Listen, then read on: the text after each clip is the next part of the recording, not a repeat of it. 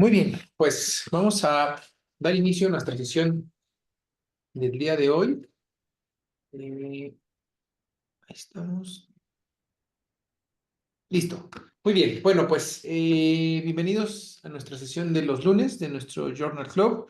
Buenas noches a todos los que se han conectado hasta el momento.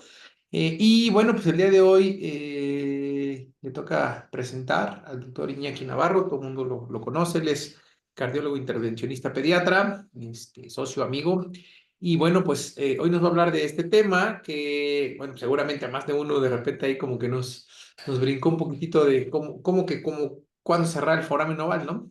Entonces, ya tuvimos por ahí, nosotros en el grupo, un pacientito justo que le cerramos bueno, que el doctor Iñaki le cerró el foramen oval, y bueno, pues es muy, muy interesante todo lo que nos vas a presentar hoy, Iñaki. Pues adelante, te cedo la palabra y pues bienvenido.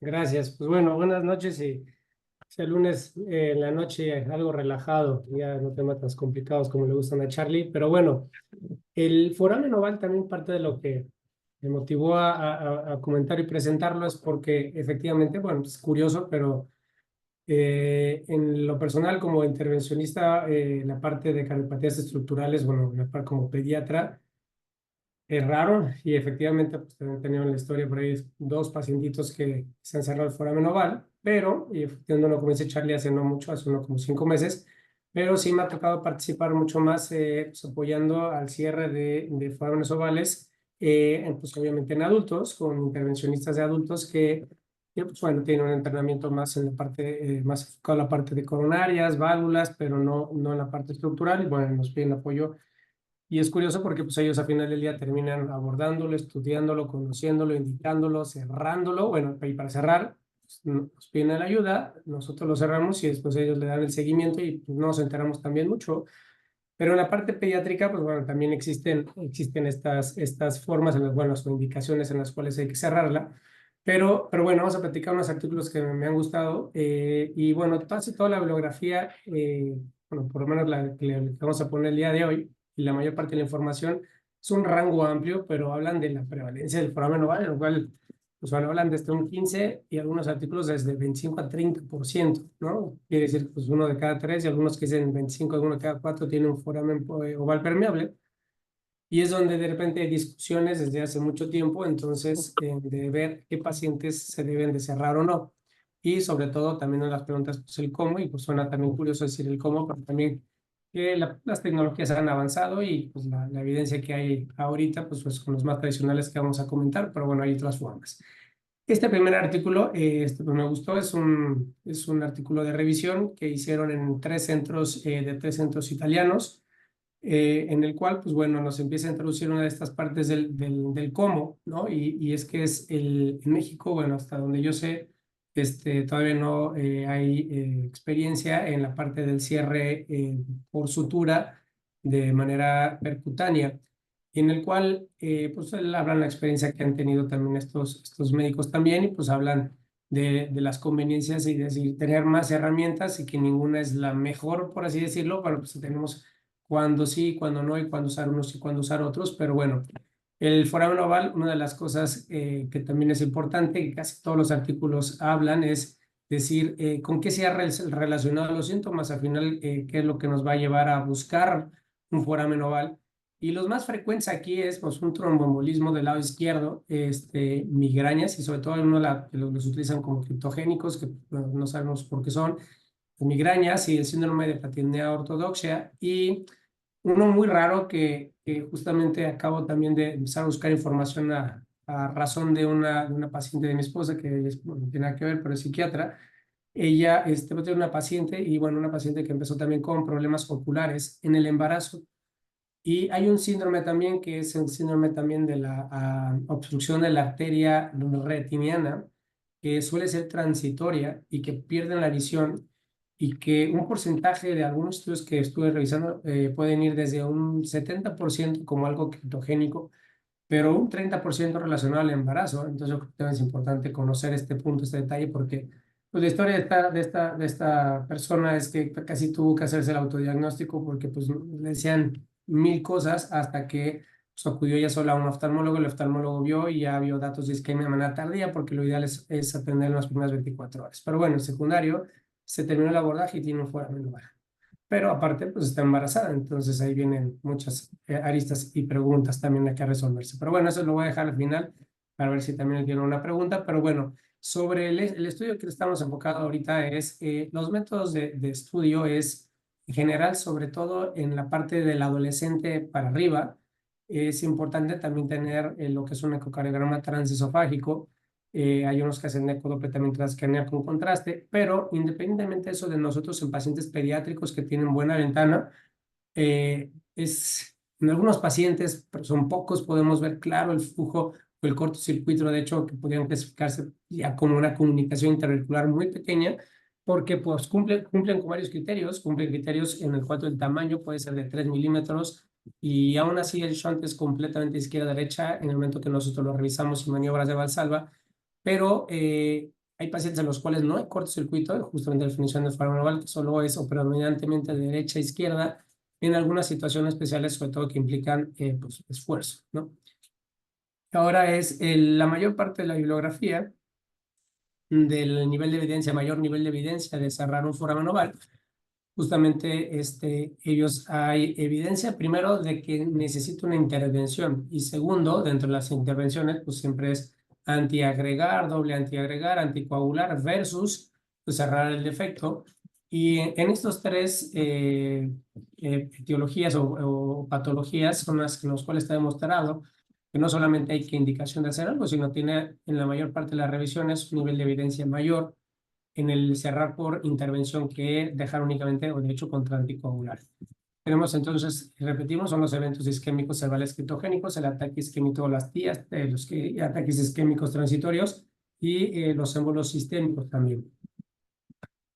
Aquí tenemos también el por qué es difícil también decidirlo, porque bueno, como intervencionista, sobre todo al inicio, es un procedimiento comparado. Nosotros los pediatras estamos acostumbrados a cerrar defectos mucho más grandes, donde obviamente las complicaciones son mayores. Suele ser un procedimiento para nosotros pues, de relativa menor complejidad que hablando específicamente del defecto interatrial, pero que también tiene complicaciones. Y aquí nos los ponen muy claros, en los cuales existen desde las embolizaciones, que es mucho más bajo que el de las sellas, pero también existen, que van desde el 0,6 al 1%. Y una de las principales razones, que es lo que vamos a presentar, que es una de las condiciones en las cuales aumentamos el tamaño del dispositivo, es porque hay un septum que es hipermóvil o hiperlaxo con aneurismas. Las erosiones también que induce también el dispositivo, que son raros también, pero que también no solamente es como la sella, donde la erosión es únicamente entre lo que es la aorta y la aurícula, sino aquí también habla de defectos residuales a futuro porque hubo una erosión del mismo septum interatrial por culpa del dispositivo, y entonces pues, tú te estás tapando un defecto y meses después tienes otro en el borde, en el defecto del dispositivo que pusiste, y esto puede deberse hasta el 2,5%. Cosa curiosa que vale la pena aquí recalcar, porque vamos a tener un artículo que es muy rápido, pero también comentarlo, que una de las indicaciones es la migraña para el cierre, y vamos a ver la fisiopatología que ellos también mencionan. Pero es curioso porque esto está escrito desde hace mucho tiempo también. Los dispositivos, que vamos a ver los tipos, pues los dispositivos en general, sobre todo los más usados, tienen nitinol, que es níquel titanio. Y si ha relacionado, se ha visto que hay una hipersensibilidad. Entonces no es raro, digo, al final del día aquí lo ponen como algo desconocido, pero la mayor parte de las bibliografías pueden variar desde un 5 hasta 15%, lo cual es alto, en los cuales los pacientes que se les pone un dispositivo, sobre todo de cierre de CIA o de foramen oval, presentan después del cierre síntomas similares a la migraña, ¿no? Náusea, fotosensibilidad y cefalea. Y entonces, pues bueno, también esta parte es importantísimo explicarla, porque si cuando lo indicas por la migraña y sale peor que está en las primeras 3 semanas, es importante también recalcar, ¿de acuerdo? Aquí también habla de, pues bueno, trastornos del ritmo en pacientes sobre todo mayores de 50 años. Se ha visto que esto puede ir desde el 1% hasta el 21%, y entre más grande es el paciente, como aquí ponemos los factores de riesgo, se va acercando. Quiere decir que bueno, para alcanzar el 20% son arriba de pacientes de 55 60 años, ¿de acuerdo? Y obviamente el pues, tener un trastorno del ritmo, sobre todo una fibrilación auricular, pues tiene un riesgo mayor o incrementa el riesgo de tener microémbolos o émbolos del lado izquierdo, que es lo que queríamos al final del día prevenir y estamos propiciándolo. Entonces es una complicación nada despreciable en un 20% arriba de 55 años, los cuales tenemos que tener en cuenta también cuando estamos en la toma de decisiones, ¿de acuerdo? Ahora, una de las cosas que justamente ha implicado este artículo es decir que pues, todo el mundo conoce los dispositivos de doble disco, que son los que ya comentamos las complicaciones que ya ponen, y entonces pues ellos han intentado buscar otras opciones pues que disminuya al mínimo estas complicaciones que muchas veces es para lo que trato de prevenir y le estoy provocando lo mismo. Entonces, se ha utilizado, y ya tiene varios, bueno, 2, 3 años por lo menos que empezó el auge de dispositivos sin disco, que se le llaman, bueno, los dispositivos de sutura. Y es un dispositivo que se coloca también, es percutáneo con un catéter y que tiene un sistema de sutura que es cuando pasa el defecto y empiezas a agarrar las bases del septum primum secundum y después los afrontas y pues está creciendo y justamente uno de los grupos que ha reportado más este dispositivo, sus dispositivos son este grupo italiano. Y al final pues quieren poner obviamente los pros y los contras. Al final una de las cosas que ellos lo ven como contra es que requiere, o ellos la experiencia que tienen es que tienen que utilizar contraste para ver la colocación, la localización y el cierre completo o no, y ha visto que tiene mucho más radiación. Pero también es otra de las condiciones que también es que pues también tienen menos éxito, también es por la puro aprendizaje también, ¿de acuerdo? Es un dispositivo nuevo, los otros llevan más de 20 años enseñándose y este pues bueno, es más reciente. Dentro de las publicaciones se fijan, la mayor parte de los grupos que ellos colocaron para justamente ver la experiencia de los cierres con este dispositivo a base de sutura, la mayor parte desde el 2018 son italianos, ¿de acuerdo? Y hay unos grupos también de Portugal y de Suiza, que son más recientes, en el año 2023, pero que al final lo que hacen es pues, tratar de incrementar la experiencia y ellos, recabando esta información, pues, quieren dar también al final las recomendaciones, el tipo de anatomía que ellos sugieren para este tipo de dispositivos, ¿de acuerdo?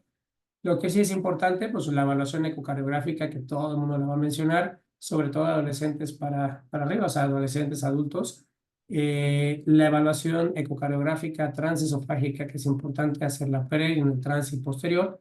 Hay muchos artículos que hablan también del beneficio de un eco transesofágico versus eco intracardíaco.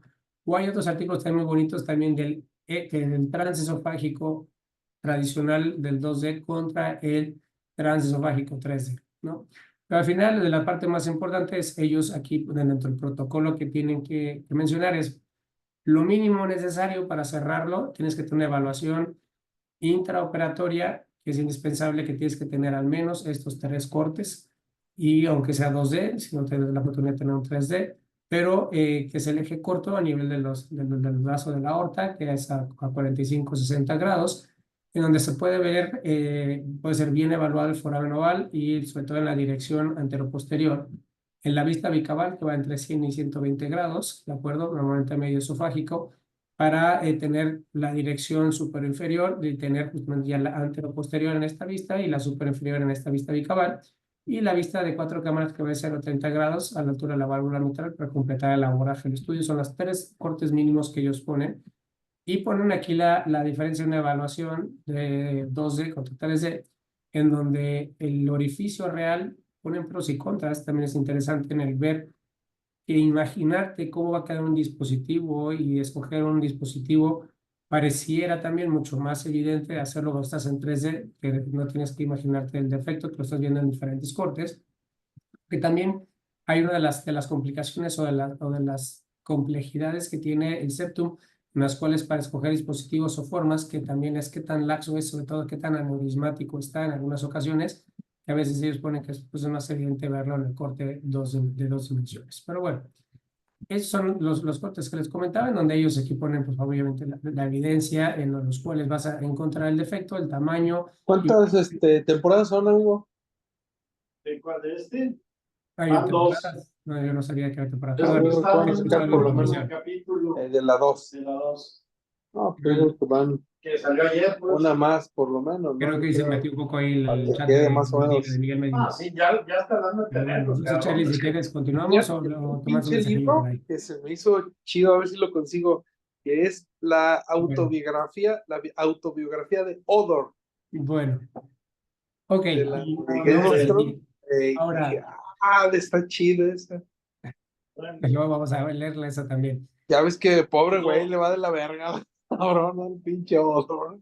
Bueno, Odor, vamos a tratar de seguir, más que Odor. se va a meter mucho visual el ruido, Charlie, no sé si estás Y ahí. le fue. Lo que dice en los días ahora que Y estuve dame de más, segundito para Ajá. darle. o sea, leer ahora sí el libro que me prestaste, lo tenía muy olvidado. Déjame ver si tenemos el teléfono Hoy de sí, Miguel se Medina. llevó un problema. Ah, como chinga este güey. Miguelón, No, no. Miguelón Medina, por ahí andas, Miguel. Pero ya se me olvidó traérmelo, pero sí. ¿Qué Miguelón, tal? Está bueno, la verdad es que está interesante. Está, bueno, es un autor, ese güey es un autor. listo, eso, perfecto, perdón. Vale, gracias. Bueno, entonces vamos a hablar de una de las cosas que también es importante, la evaluación del foramen oval.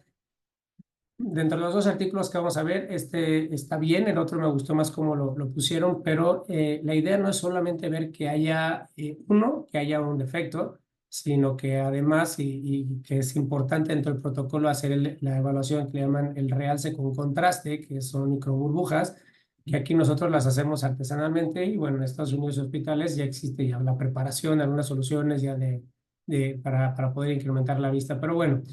Al final, no solamente saber si cruza o no de derecha a izquierda las microburbujas, sino nos interesa también saber la distancia que existe del septum primum y secundum, el defecto que existe, qué tanto se empalma en la membrana que hay o no, el nivel de aneurisma, que ese es el uno que hay de la línea media también, qué tan aneurismático está, qué tan laxo está, el grosor del septum primum y secundum, y también qué tanto tenemos de complejidades en la anatomía, porque tenemos la válvula de Eustaquio o también la red de Chiari, nos pueden estorbar también para los procedimientos.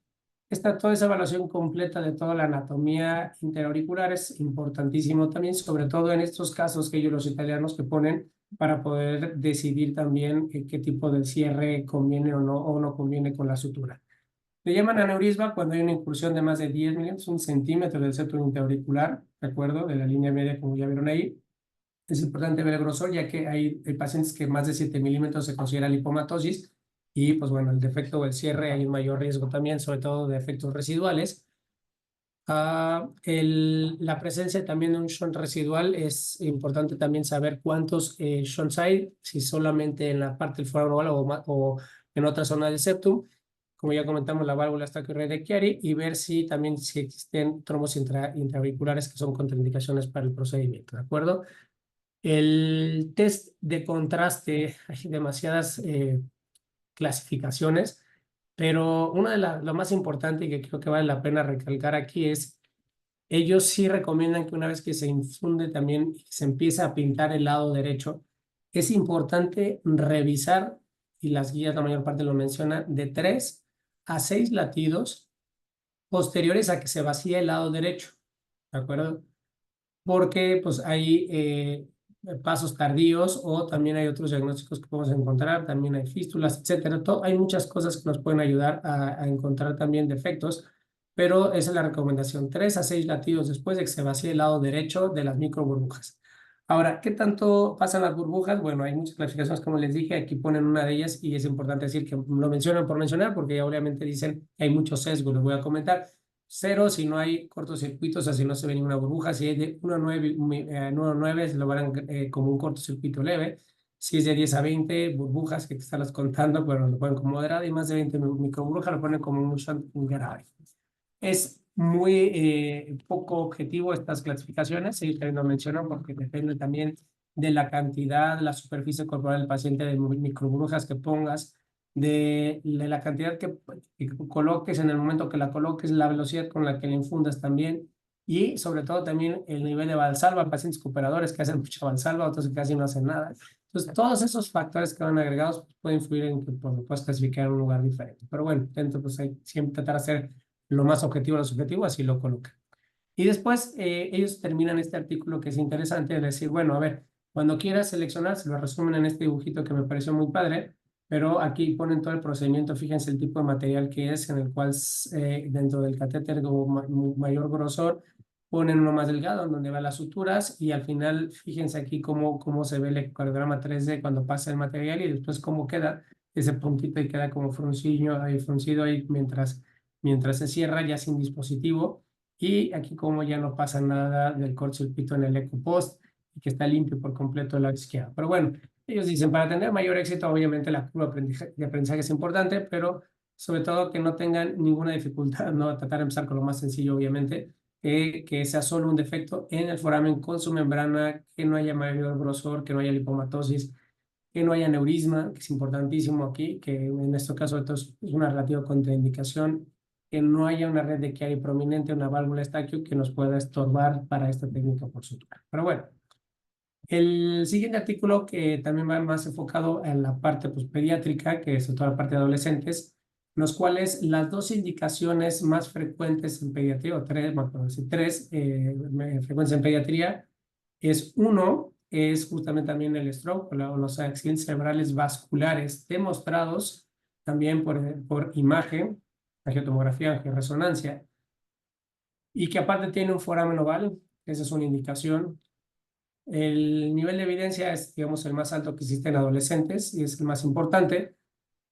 Dos, es interesante que no se ha logrado, les voy a poner justamente nada más el título del estudio, porque hay muchos muy padres, pero que han tratado de relacionar el síncope, porque bueno, la prevalencia ya vieron, es tan alta el foramen oval que cuando buscas encuentras, y tratar de hacer el abordaje para buscar foramen oval en pacientes con síncope, pues bueno, afortunadamente si no, pues es complicado, pero la mayor parte de los estudios que lo han tratado de relacionar, no hay ningún beneficio de estudiarlo, de encontrarlo y de cerrarlo en el grupo de población específicamente hablando del síncope.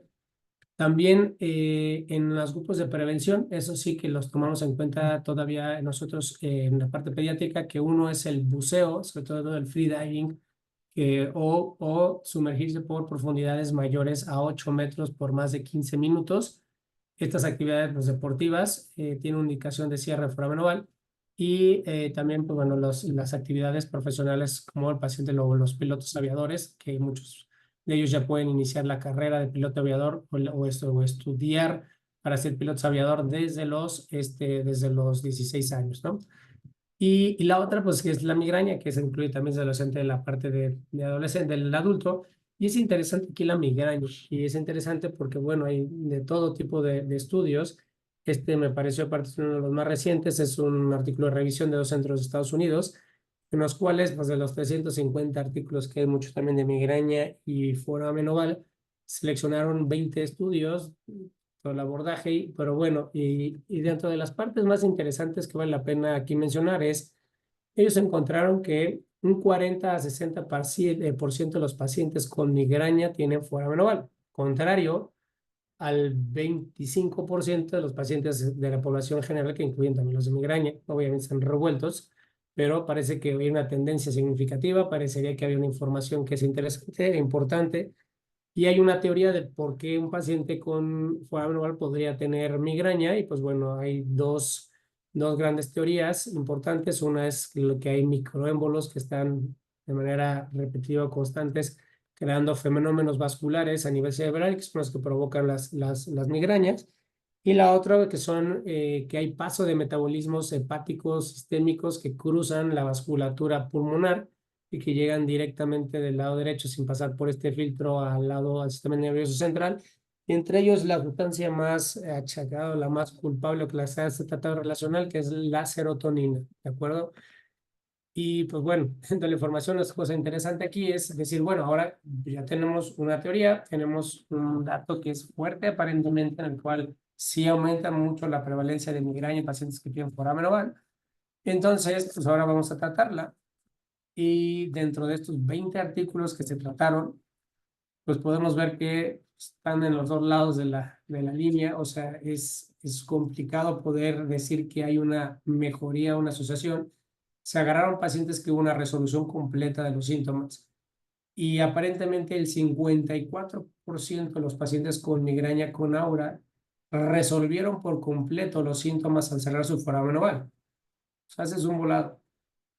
y el 39% de los pacientes con migraña sin aura resolvieron los síntomas al cerrar el foramen oval de manera completa.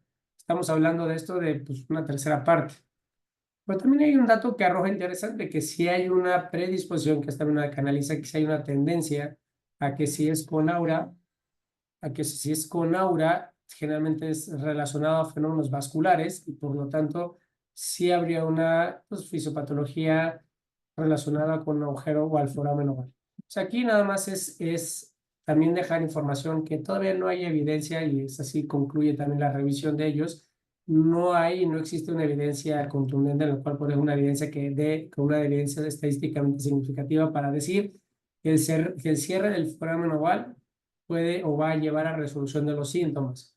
Pero sí es importante saber que es una opción que se ha relacionado y que, bueno, en este porcentaje de pacientes lo tiene, pero como les decía en un inicio, también tienen que saber que hay un porcentaje no despreciable, pero bueno, también no reportado en la mayor parte de los artículos, a decir un porcentaje, que existe una alergia al níquel, en los cuales pudiera llevar también a problemas o hipersensibilidades o cefaleas tipo migraña, que generalmente los artículos que lo reportan suele ser en el inmediato temprano. Bueno, bibliografías que te habla de que esto puede sin tratamiento durar más de 2 meses. La mayor parte de estas alergias o intolerancias al níquel van a terminar cuando se recubra el dispositivo y ya no está en contacto con pues, el medio interno y entonces ocurre entre el segundo y tercer mes.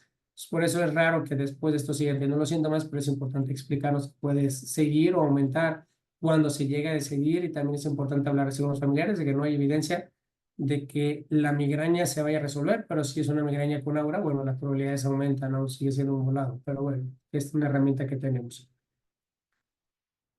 Este artículo que también habla de los avances que se han realizado, que es al final de un resumen todo lo anterior, pero me gustó porque ellos también enfocan o hablan de los otros dispositivos, que por eso vamos a hablar, es ellos las indicaciones que tienen como adultos, pues las mismas que ya hemos comentado.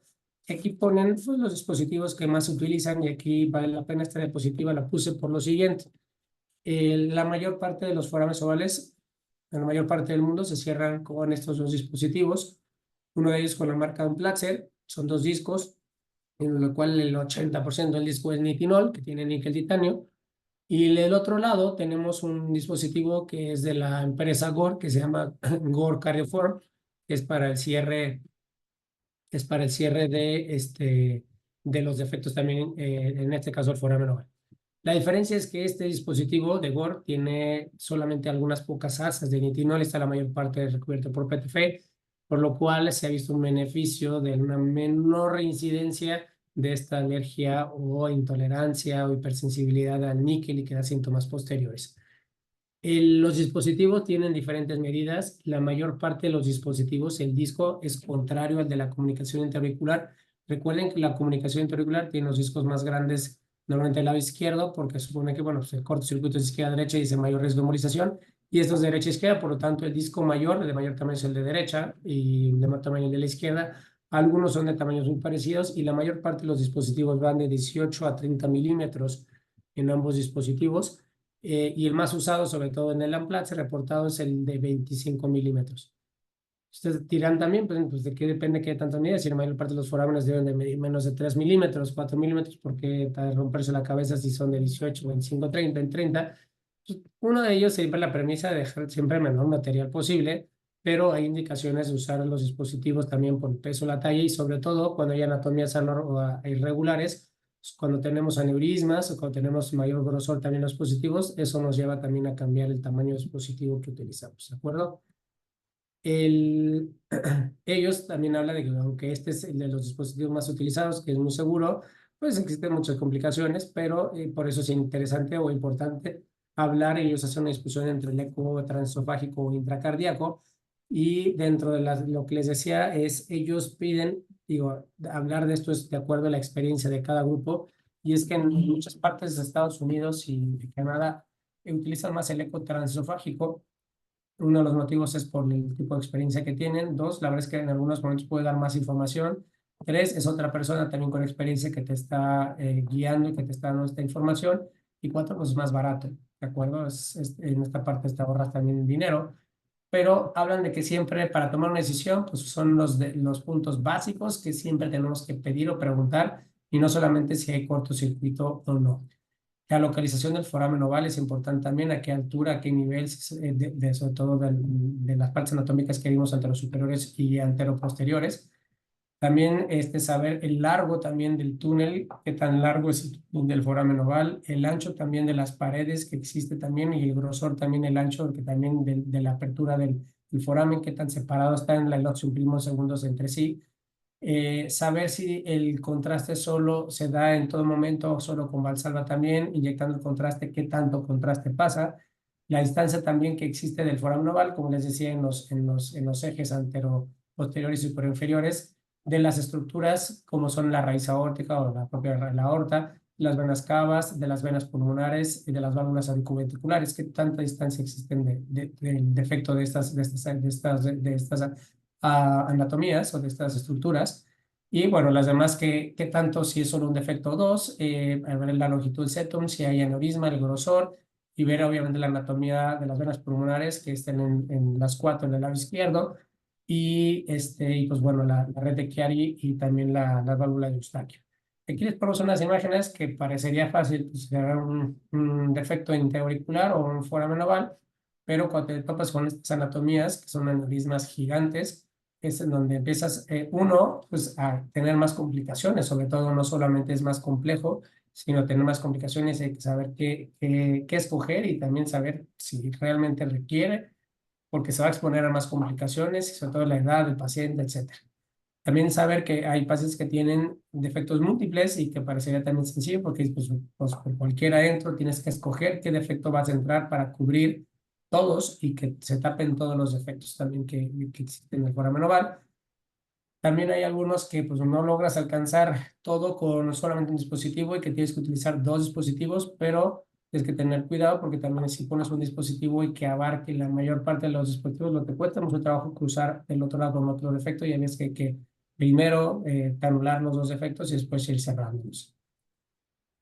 Y bueno, antes de dar mis conclusiones, otro artículo para hablar del cómo, en los cuales nos habla de una nueva generación también que pues, está viniendo, y de hecho se está llegando ya también a México, va a entrar antes que la parte de suturas, en los cuales son los dispositivos que ya era una tecnología que se utilizaba a finales de los 90, que se abandonó y que está regresando. Se abandonó también porque se utilizaba mucho para comunicaciones auriculares, y eran dispositivos que eran literal alambres, palitos que luego tenían en el centro material absorbible, y una vez que se reabsorbía el material, pasaban 2 cosas: quedaba expuesto el material de metal que hubieran utilizado y había complicaciones por esto, o la otra es que no alcanzabas a hacer una adecuada endotelización, y entonces después quedaba todavía con efectos residuales al reabsorberse. Pero también por eso hablan en este artículo de que, bueno, es importante saber que para estos cierres de efectos se están haciendo dispositivos parcialmente absorbibles, los totalmente absorbibles, en los cuales los totalmente absorbibles son los que menos evidencia tienen de beneficios de utilizarlos contra los parcialmente absorbibles, y simplemente cómo escoger los dispositivos. Y entonces, pues en tanto la premisa de tener la menor cantidad de material al final posible, mientras se endoteliza, pues suena una maravilla, ¿no? Entonces, también saber que existen, en México todavía no los utilizamos, o por lo menos hasta donde yo tengo información, que algunos los haya empezado a utilizar, exclusivamente hablando para el foramen oval, y ya empiezan a utilizarse nuevamente para stents, para coartaciones, etcétera. Pero bueno, para el foramen oval, donde yo estoy ahorita todavía no, y los más usados son Gore y Amplatzer. Hay algunos artículos que hablan de que Gore es uno de los más utilizados, tuvo por ahí un beneficio, sobre todo en la anticoagulación posterior, y con menores eventos, riesgos de eventos posteriores al cierre. Y pues bueno, de esta es información de los artículos que me parecen muy interesantes. Hay muchísima información, creo que es basta de todo lo que podemos encontrar, desde de comparaciones también. Pero pues bueno, al final del día, recalcar como pediatras es importante conocer que existen indicaciones de cierre. Es importantísimo saberlas para transmitirlas también a nuestros pacientes, siempre sospecharlas. También hay casos de los que yo les comentaba de la isquemia retiniana por una obstrucción de la arteria retinal, los cuales también está demostrado en adolescentes. La mayor parte son adultos y adultos después de los 35 años, pero también en caso de adolescentes, sospecharlos, mandarlos de inmediato con el oftalmólogo y saber qué puede ser lo que lo está ocasionando y qué se puede prevenir. Y sobre todo saber las indicaciones pues, también del cierre, saber cómo se pueden cerrar. Todos los pacientes dentro del protocolo que se tiene la idea es dejar el anticoagulante o el antiagregante. Hay pacientes a los cuales no se puede, pero el protocolo en la mayor parte que seguimos dentro de la mayor parte de los estudios, sobre todo cuando es secundario a un evento isquémico cerebral, es dejar doble antiagregante 3 meses y completar otros 3 meses con un solo antiagregante. Generalmente usamos aspirina y clopidogrel y después del tercer mes solo aspirina y la mayor parte de los pacientes se podría suspender también la antiagregación después del sexto mes. También hay estudios que hablan que el nivel de evidencia también, ciertas características de pacientes con fisiopatología, prefieren tener una anticoagulación de por vida. Depende también, repito, la edad, las condiciones y las preferencias de los pacientes, pero bueno, hay que transmitirlo, ¿de acuerdo? Donde el nivel de evidencia no es tan claro. Pero bueno, al final en la parte de isquemias criptogénicas, TIAs, y eventos tromboembólicos izquierdos, sistema nervioso central, son de los que tienen mayor evidencia, que aparentemente en muchos artículos lo ponen superiores el cierre a la anticoagulación. Y en la parte de adolescentes, no lo olviden que también hay TIAs también, eventos isquémicos transitorios y con también eventos tromboembólicos del lado izquierdo y migrañas y prevenciones, sobre todo depende de las actividades como el buceo profesional y también pues, para aquellos que van a ser pilotos aviadores. El cierre suele ser en la mayor parte de los pacientes muy nobles, sobre todo en los pacientes jóvenes, y pues simplemente la recomendación de la anticoagulación. ¿Sale? Muy bien, pues espero que no los haya aburrido mucho. Creo que es un tema bastante más ligerito, interesante porque es bastante frecuente. Y pues bueno, si tienen preguntas o dudas, hacerlos. Y pues bueno, dentro de mi revisión de la última semana, perdón que haga último comentario, pues de una paciente embarazada, hay uno que otro reporte de cierres de foramen oval en embarazadas, pero la mayor parte de los grupos lo que hace es anticoagular hasta el parto, y una vez que es el parto, días o semanas después, viene el cierre del defecto. Hay algunos grupos donde les digo, ya está en el cierre, sobre todo porque depende de las nuevas tecnologías, porque tampoco tiene mucho sentido acelerarse en ocasiones, porque de todas maneras, una vez que tú haces el cierre con los dispositivos tradicionales de doble disco, tienes que antiagregar y muchas veces doble antiagregante. Entonces, si está en la semana 30, sentido tiene de todas maneras si le vamos a dar pues, mejor anticoagular. Pero por algunas situaciones particulares, sí ha habido reportes de casos en donde se lo cierran embarazadas, hay que cuidar nada más la anestesia, el procedimiento son guiados por eco y no sin usar radiación o fluoroscopía, o un poco más antiguos algunos estudios en los cuales lo hacían y protegían el bebé con chalecos también para protección de plomo. Pero bueno, este estaría interesante también y pues bueno, agregar aquí a colorario, ¿sale? Entonces, no sé si tengan alguna duda, pregunta, quieran comentar algo antes de terminar la plática. Gracias, Iñaki. La verdad es que todas las preguntas que yo tenía las fuiste resolviendo ahí con el paso de la charla. Y bueno, pues yo creo que aquí el tema y la pregunta sí muy específica sería esa, ¿no? O sea, entendemos que existen estos pros y estos contras, y bueno, en el caso de las indicaciones que ya nos comentaste, ¿no? Pero, por ejemplo, ese niño, y el caso que tuvimos, ¿no? Así, es que quiero ser piloto, etcétera, o quiero bucear, etcétera.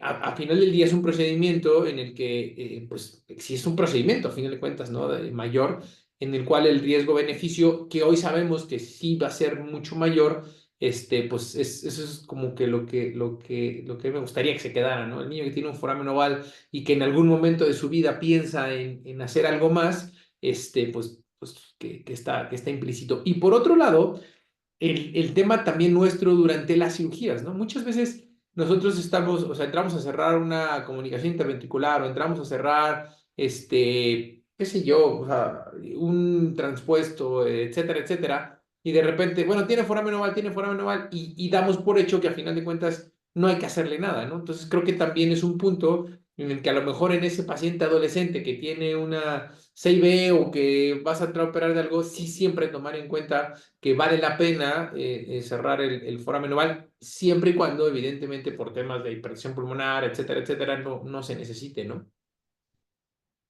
Sí, exactamente. Y bueno, les platicarle rápido, efectivamente, esos casos que han sido en los últimos 2 años del cierre foramen. Le platicas que fue hace como 4 meses. Una situación sui generis que se planteó de manera así, abierta con la mamá, porque el papá pues, no intervenía en la parte del tratamiento. Y bueno, el chiste es que era un adolescente de 13 años que de hecho había tenido historia de algunas migrañas y que había tenido, aparte esto de las migrañas, un tema en la parte de que tenía un secundum y por eso había tenido perdón, un pectum excavatum y por eso había llegado también a las revisiones también con cardiología, etcétera, cuando se encuentra el foramen oval. Y a la hermana que vivía en Inglaterra, ella era bióloga y pues quería llevarse al hermano también a empezar a introducirlo en este arte del buceo, etcétera. Y entonces se iban a vivir todos para allá y entonces decía la mamá que aunque la seguridad social es buena en Inglaterra, etcétera, que era complicada, sobre todo en los primeros años, y ya tenía pues, esto, pues finalmente tenía un temor por el antecedente, pues uno de migrañas, dos que iba a bucear por, y de manera o sea, profesional, por arriba, por debajo de 8 metros, mucho tiempo, etcétera, y que ya estaba diagnosticado con el forano oval, entonces pues ella pidió y que aparte, ¿por qué no? Al final no sé si fue después de que leyó o que lo dijimos, obviamente le dijo, y aparte de grande quiero yo ser piloto aviador, ¿no? A partir de buscar con mi hermano. O sea, al final y comentamos toda esta información con la mamá y dijo, no, pues me siento más tranquilo y quiero irme con el forado normal cerrado y que pueda hacer lo que él quiera ya en su vida y no estarme preocupando. Eso fue un evento complicado también la toma de decisiones, pero esa fue la primera. Y segunda, él fue un caso muy especial porque había tenido la historia de migraña y comenté, y se comenté, es importante, pero él tuvo también los síntomas de hipersensibilidad al níquel y las primeras 3 semanas, de hecho, se fue a la playa y la pasó mal, me hablaron, se le dio el tratamiento, respondió muy bien, a las 48 horas ya estaba sintomático, se retiró el tratamiento al segundo, tercer mes y como si nada, el paciente no volvió a presentar ningún síntoma en tratamiento, ya tiene casi 3 meses de que se suspendió y no ha vuelto a presentar ninguna migraña, ningún evento, ni siquiera previo al ser el dispositivo que de los que había presentado y que eran con aura. Y segundo, el otro paciente era un caso de un niño de 16 años que llegó a un hospital privado con hemiparesia completa, hemiparesia con historia de un tío que había presentado también una EBC una edad no tan temprana, pero joven, en los 38 años. Cuando llega el paciente con hemiparesia, afortunadamente llega al hospital en las primeras hora y media y afortunadamente es un buen diagnóstico y lo primero que hace es salvan la región y le hacen la tromolisis y el paciente mejora impresionantemente, queda con algo de secuelas, pero con rehabilitación mejoró al 100%. Este paciente de 16 años se le estudia toda la parte hematológica y encuentran todo normal. No había ningún dato procoagulante en todo el abordaje que se le hizo de hematología, lo voltearon para arriba y para abajo y después de eso, de manera curiosa, dijeron, bueno, pues qué raro, vamos a ver si no tiene un foramen. Y efectivamente tenía un foramen. Y pues es raro porque, pues bueno, pues, como dijimos, el 25-30% tenemos un foramen oval porque si no hay nada procoagulante, a él le ocurrió el momento. O sea, teorías, la mía es que pues, le tocó la suerte del tigre. Y obviamente todas las recomendaciones de neurología, pero es lógico también, después de un evento grave, la probabilidad de tener un segundo desmayo, porque en teoría puede tener una predisposición que no se encontraba, aunque sea criptogénico. Y aquí, pues bueno, la indicación es sí o sí cierre. Entonces también es otra de los pacientes y bueno, es interesante también. Y tienes que tomas manejar la doble antiagregación y después valorar la suspensión. Si estás obviamente en esta parte tranquila, porque si vas a dejar con el cierre del foramen más antiagregación toda la vida, pues tampoco tiene sentido, ¿no? Pero bueno, que es parte de las decisiones importantes que es en el retiro, la suspensión y el temor de los papás también, ¿no? Pero bueno, ese fue el segundo, es un caso interesante también, adolescente también 16 años. Pero bueno. No, pues la verdad son casos interesantes, como dices, de repente no lo piensas, ¿no? O sea, como que son de los casos que dices, híjole, pero bueno, ¿no? A final de cuentas, de eso se trataba, de eso se trataba hoy. No sé si tengamos más dudas, preguntas, comentarios para el doctor Iñaki. Nomás Miguel que estaba por ahí opinando, no Ya sé cuál sé, era sí, Mike, qué libro nos recomendó leer. ¿cómo se llama? No sé con quién estaba hablando, man. Pero bueno, Que nos ponga aquí el libro a ver cuál ya era. sé, ya sé, ya sé. Muy Muy bien, bien. pues algo con lo que quieras terminar. Pues nada más que siempre sospechen el foramen oval, no lo desprecien.